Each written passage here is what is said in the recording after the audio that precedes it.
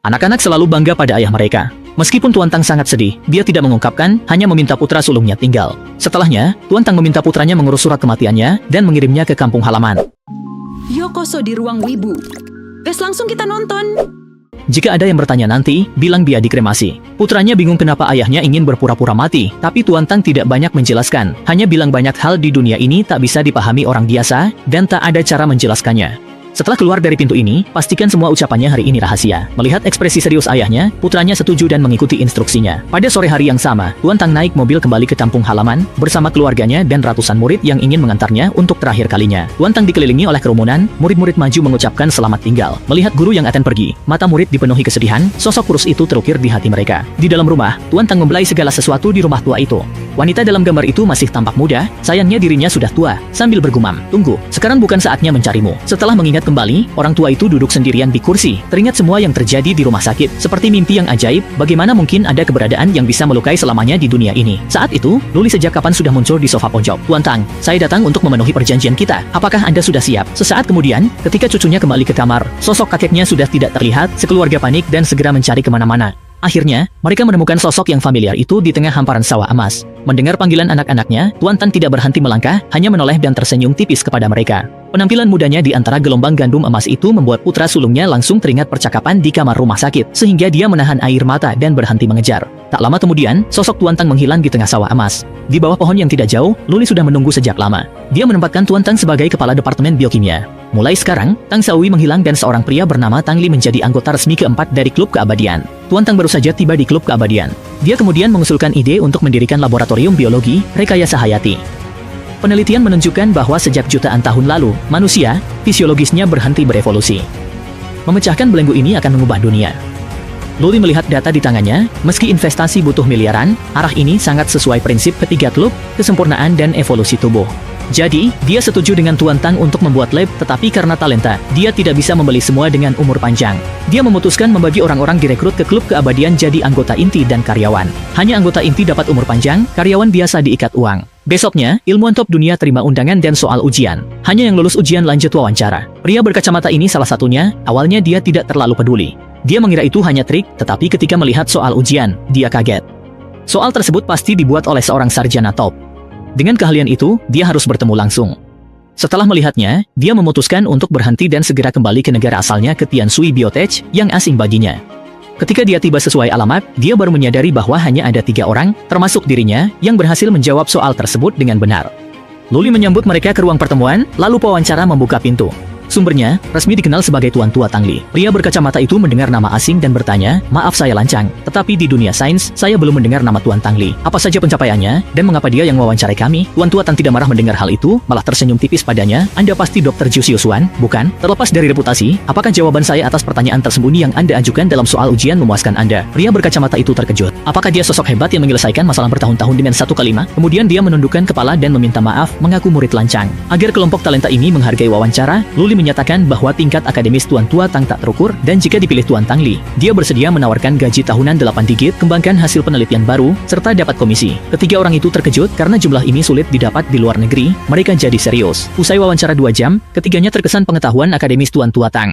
Pekerjaan penelitian di laboratorium juga mulai berjalan. Agar Tuan Tua Tang fokus pada penelitiannya, Luli mengundang seorang direktur eksekutif. Namun, penelitian biologi tidak membuahkan hasil cepat. Untuk mempercepat pengembangan, Luli berpikir apakah mungkin menerapkan percepatan waktu 100x pada penelitian Tuan Tua Tang dan yang lainnya, seperti sebelumnya untuk pelatihan Peng Hao. Namun, metode ini butuh kehadirannya, tetapi Luli tidak memiliki banyak waktu, kecuali dia menciptakan ruang percepatan stabil. Dia mencoba mengendalikan percepatan waktu di satu area, hasilnya segera. Sebuah daya hisap yang menakutkan seketika menarik banyak umur dari tubuhnya. Luli ingin melepaskan tangannya, tetapi dia sama sekali tidak bisa mengendalikannya. Untungnya, dia segera menjatuhkan jam saku waktu sehingga aliran waktu berhenti. Luli terengah-engah, mengingat kembali kejadian barusan, dia bisa dengan mudah mempercepat 100 kali lipat pada sebatang bunga. Mengapa membuat ruang dengan kecepatan 5 kali lipat begitu sulit? Apakah dia melanggar aturan tertentu? Ketika dia kembali melihat ke meja, dia tiba-tiba tersadar. Barusan dia mempercepat terhadap sebuah permukaan.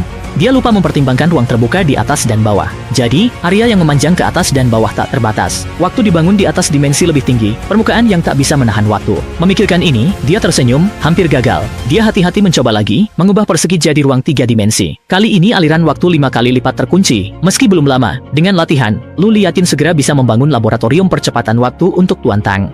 Tepat ketika dia hendak terus latih, prajurit bernama Zhang Xiao yang melatih Peng Hao mencari dia. Kini, di tempat itu hanya dia orang luar, jadi Luli masih waspada. Zhang Xiao datang dan gugup ucap, "Tuan Lu, saya ingin bicara dengan Anda." Meskipun Zhang Xiao tidak tahu apa yang dilakukan Luli, dari pengamatan, dia tahu Luli bukan orang biasa. Luli juga amati Zhang Xiao, raja prajurit sejati. Dibanding Peng Hao yang dibina perlahan, pengalaman Zhang Xiao lebih kaya dan bisa digerakkan uang. Namun, Luli tidak setuju, melainkan melemparkan dokumen kepadanya dan bertanya apakah dia cara melukai dari jauh tanpa membunuh. Zhang Xiao mengernyitkan alisnya, membunuh lebih mudah, kondisi setengah mati sulit diatasi. Namun, dia setuju mencoba. Luli melihat kekhawatirannya dan Peng Hao akan membantunya dengan kemudahan.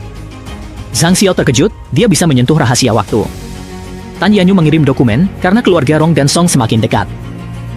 Dua keluarga lainnya di kota sihir juga memperhatikan klub keabadian dan diam-diam menyelidikinya. Untuk menguasai inisiatif, Luli memutuskan bertindak dulu. Saat ini, ancaman terbesar dari keluarga Chen dikuasai 4 bersaudara. Mereka memiliki identitas resmi sebagai anggota geng King, tampak sebagai pengusaha, tetapi di balik layar mereka menjalankan bisnis dunia hitam. Dengan kekuatan bawah tanah yang tersebar di seluruh negeri, bahkan pengaruh mereka telah merambah ke luar negeri, bisa dikatakan mereka kuasai kedua sisi hukum. Keempat bersaudara Chen ini semua di puncak produktif. Jika penguasa sakit, tidak semudah mengendalikan seperti keluarga Rong dan Song, kecuali ada hal tak terduga. Rubber tahu dua kepala keluarga Chen akan ke kota sihir segera untuk inspeksi. Alasan pastinya tidak diketahui, Luli memutuskan menunjukkan keramahan. Karena orang-orang ini percaya hukum rimba, dia akan beritahu keluarga Chen siapa yang bisa mengendalikan hidup dan mati. Untuk memastikan semua lancar, Luli juga memimpin tim langsung. Saudara keluarga Chen biasanya berhati-hati saat bepergian, dan kali ini, untuk bisnis, mereka membawa pengawal. Kesempatan menembak saat mereka turun dari mobil ke restoran.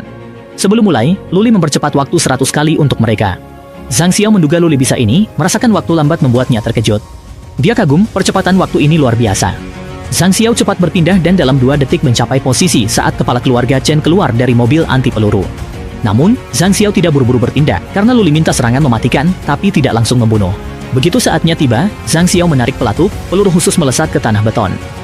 Kepala keluarga Chen merasakan dingin di perut, melihat darah menyembur. Zhang Xiao membelokkan peluru dengan tanah beton, mengurangi kekuatan agar tidak langsung membunuh. Anak buahnya melindungi kepala keluarga, berlindung di belakang mobil. Adik kedua keluarga Chen cemas melihat kakaknya terluka, menatap marah anak buahnya. Mereka diperintahkan untuk segera menemukan pembunuhnya dan menganalisis lingkungan. Setelah berpikir panjang, hanya atap gedung di seberang yang bisa menembak. Saat ini, adik kedua keluarga Chen sangat marah. Siapapun yang membalas dendam kakaknya diberi hadiah 10 juta. Anak buahnya menembak tanpa mempedulikan nyawa mereka, tetapi gerakan mereka di mata Zhang Xiao yang mempercepat waktu sama dengan siput. Dia menembakkan beberapa peluru, menghabisi anak buah satu persatu, lalu mengarahkan moncong senjatanya ke adik kedua keluarga Chen. Ternyata dia hanya melihat kepala lawan, menembak pasti meledak. Dia dengar peluru masuk pistol lewat earphone. Peng Hao muncul di samping adik kedua keluarga Chen, sosoknya seperti hantu melintas cepat, dengan satu tembakan menembus ginjal adik kedua. Anak buah terkejut, tidak melihat siapa menembak. Adik kedua keluarga Chen tidak percaya, menutupi luka hingga pingsan, tidak mengerti siapa ingin membunuh, anak buah panik. Mereka terpaksa membawa bos ke RS, tetapi dengan luka tembak ini, dokter sementara menyelamatkan nyawa. Jika organ dalam terinfeksi, mereka tidak bisa berbuat apa-apa. Pada saat ini, adik ketiga Chen tiba di RS, menarik dokter, mengancam, jika kakakku tidak selamat, keluargamu ikut terkubur. Namun, dia tidak tahu bahwa Luli juga datang ke rumah sakit waktu di ruang perawatan berhenti. Dan kakak pertama Chen yang pingsan langsung bangun, gemetar melihat ke arah Luli, mengira itu malaikat maut datang menjemput, tetapi Luli menggelengkan kepalanya. Saya adalah seorang pedagang keabadian. Hari ini saya datang karena aroma kematian. Apakah Anda ingin membeli umur? 1/5 dari pendapatan tahunan Anda berdua, saya bisa menyelamatkan kalian. Setelah berkata demikian, dia mengangkat tangannya, menunjukkan sisa umur kedua saudara itu, yang ternyata hanya kurang dari 3 jam. Kakak pertama keluarga Chen langsung panik, dia punya banyak uang, tetapi nyawa hanya satu. Dengan tangan gemetar, dia mengulurkan tangan dan dengan kuat mengucapkan satu kata, kami beli. Tan Yanyu melihat ini, menyerahkan 2 kontrak penjualan waktu. Kontrak ditandatangani langsung berubah menjadi cahaya emas, menyatu ke tubuh mereka. Kakak pertama langsung merasa beda, saat melihat ke bawah, luka di pinggangnya sembuh dengan cepat terlihat, dalam detik, tubuhnya pulih. Kemudian, kakak pertama menunjukkan tatapan curiga. Mereka tiba-tiba diserang, dan saat tertembak, Luli muncul. Bukankah ini menjebak mereka? Namun, Luli tidak mengakuinya, dengan status mereka, diserang bukanlah hal aneh. Dia menyarankan mengubah pola pikir. Jika dia tidak muncul di sini, kedua saudara itu mungkin sudah meninggal. Tanpa menunggu reaksi kakak Chen, Luli pergi dari ruang perawatan, meninggalkan peringatan, meski luka kalian sembuh, umur kalian hanya tersisa 1 tahun, jadi pikirkan langkah selanjutnya. Keluar dari rumah sakit, Luli menelepon Rubber, meminta menghapus rekaman pengawasan di area serangan, agar tak meninggalkan jejak. Rubber, peretas kelas atas, bisa menyelesaikan ini sekejap. Ketika dia hendak melapor ke Luli, alarm deteksi bakat berbunyi. Dia membuka komputer. Seorang fisikawan kuantum terkemuka mengalami serangan jantung dan pingsan. Jika tidak segera diselamatkan, dia akan mati. Namun, Rubber jauh di seberang Samudra Pasifik, apa yang bisa dia lakukan? Dia mendapat ide cemerlang, meretas peralatan polisi di Amerika. Dalam 1 menit, semua mobil polisi dalam radius kilometer muncul di depan rumah Anthony. Melihatnya dibawa ke ambulans, Rubber lega. Dalam waktu singkat nyawanya bisa diselamatkan. Dia melaporkan situasi kepada Luli. Untuk bakat luar biasa seperti ini, Luli sangat memperhatikan. Fisikawan hebat bisa membawa manusia ke alam semesta. Luli bersiap merekrutnya. Ketika Peng He mengatakan besok saudara-saudara Chen akan datang berkunjung. Mereka lama di dunia geng, dan hanya Luli yang bisa menangani Anthony, jadi harus diurus orang lain. Luli menemui Tuan Tang, ilmuwan terkemuka. Masuk ke laboratorium, Tuan Tang bersemangat menunjukkan hasil eksperimennya. Baru-baru ini, dia menyuntikkan virus mutan beta ke tikus putih. Meskipun kekuatan dan kecepatan tikus bertambah, ada penolakan, dan energi yang meledak segera tubuhnya tak tahan. Dia meminta Luli melakukan sesuatu, agar eksperimen lebih efisien. Melihat ini, Luli mengajak Tuan Tang ikut dengannya. Dia menyiapkan hadiah yang ingin disempurnakan, tapi kini bisa dipakai, tak perlu menunggu. Itulah ruang percepatan waktu yang dia kembangkan di Gimana menurut kalian? Jangan lupa like dan subscribe. Mata neh!